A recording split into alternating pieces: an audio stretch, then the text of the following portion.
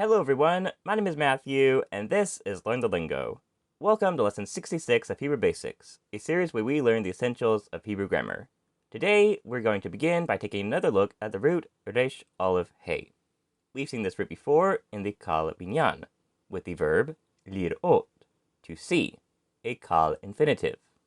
Since this root has a meaning of seeing in the kal, in the causative Hiphil binyan, it will mean causing to see, or in other words, showing. Let's make the Hiphil infinitive to show with the root resh aleph hey. As in the kal, when roots ending with hey, like this one, are formed in the Hiphil, they can be quite irregular. In a regular Hiphil infinitive, this root would be lahari, but that is not a correct form for roots ending with hey. In the Hiphil, instead of having the hirik, yod, and third root letter hey, we will have a vav with cholam and tav come after the second root letter. With this change, we've now made the correct Hiphil infinitive lahar'ot, to show, to cause to see.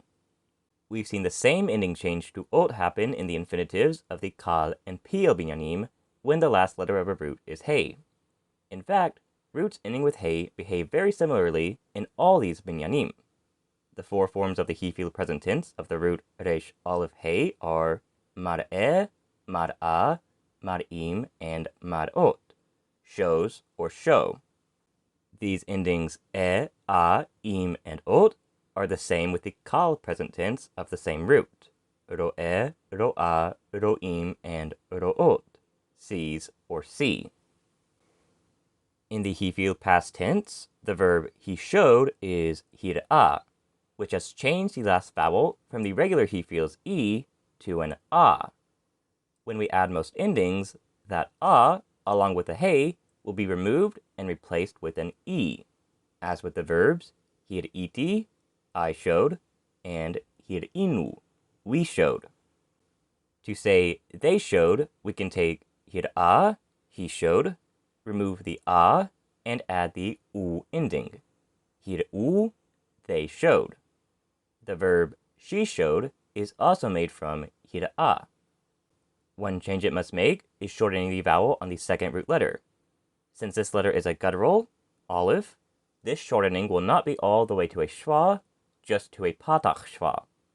Also, the hey will change to a tav, and then we can add the a ending used for the he, she form of the past tense. Hirata, she showed. All these different formations are again something we've seen before in the kal and pil binyanim when their last root letter is a hey. The same with the future tense. The verb I will show is not a regular Hiphil future tense verb, ar'i, with a hirik and yod, but ar'eh, with the future tense e ending used in the kal, pil, and Hiphil. Taking yar'eh, he will show, we'll need to take off that e ending before adding u to make yar'u, they will show. Lastly, we'll see the same with the imperative. The masculine singular command show is har'eh, whose last vowel is tzere, like in the kal and pil imperatives ending with hey. In the Hiphil, this happens to actually be regular. The last vowel of regular masculine singular Hiphil commands is tzere. However, unusual for the Hiphil, we will see the tzere and hey drop off before we add endings, which is something else we've seen with third heys in the kal and pil. Adding e, we make har'i, show commanding a woman, and adding u, har'u, show commanding a group of people. Let's also see Hiphil verbs from roots whose last letter is ayin or chet, with a new root, sari lamed chet. Putting this root in a Hiphil infinitive makes the verb to succeed. To make a Hiphil infinitive, we start with a lamed with shva and hey with patach, followed by the first root letter tsari with a shva, second root letter lamed with hirik and yod, and third root letter chet. If we left the verb just like that, we would have lahatzlich, a regularly formed Hiphil infinitive.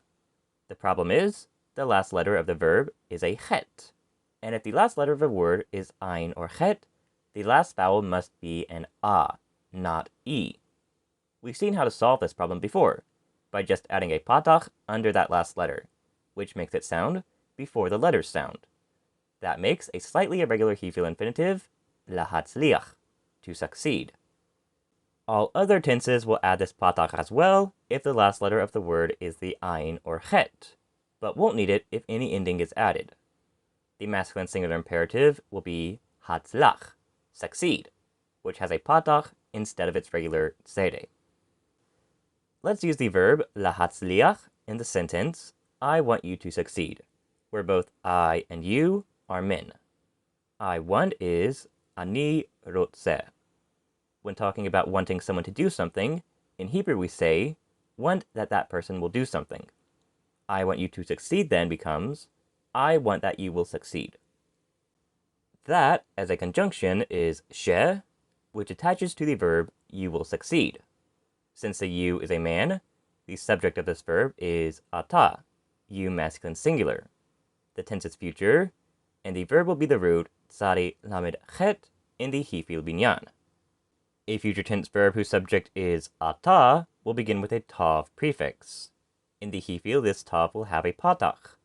Then comes the root letters, which generally will have the same vowels as the infinitive, making tatzliach, you will succeed, masculine singular. Ani rotzeh shetatzliach, I want you to succeed. Ani rotzeh shetatzliach. Let's slightly change this sentence by making both people women instead of men. The masculine singular verb rotzeh will change to the feminine singular rotzah. To change the subject of the future tense verb tatzliach from ata, you masculine singular, to at, you feminine singular, in the Hiphil, we just have to add an e ending. Once that ending is added, the chet is no longer the last letter of the word, so the patach on it is no longer necessary, and we'll remove it to make way for the e ending. Tatzlichi, you will succeed, feminine singular. Ani rotza shetatzlichi, I want you to succeed. Ani rotza shetatzlichi. And that's all for today. If you enjoyed this video, please like, comment, and share. And if you want to learn more Hebrew, please consider subscribing to my channel and checking out some of my other videos. And I'll see you in the next one. Goodbye.